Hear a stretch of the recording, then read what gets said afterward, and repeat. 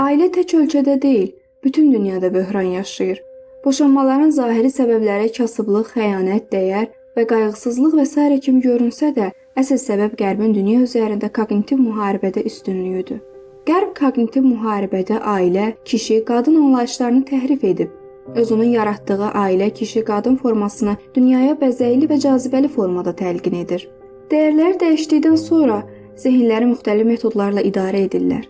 İnsanlar azad düşüncəm, şəxsi həyatım, öz qərarım və s. kimi düşüncələri əslində onların yox, Qərbin koqnitiv müharibə vasitəsilə insanlara ötürdüyü bir düşüncədir. Bu səbəbdən boşanmalar çoxalır, ailə qurmalar çətinləşir və uzanır. İlahi dəyərdən uzaqlaşdıran istənilən fikir azad qərar yox, düşmənin üzərimizdə əldə etdiyi koqnitiv uğurdur. Çünki insanın zəif sahəsi düşmənin nüfuz nöqtəsidir. İnsanlar zəifliklərinə diqqət etməsə də, düşmən bunları incəliklə izləyir və bizi idarə etmək üçün uzun müddətli layihələr hazırlayır.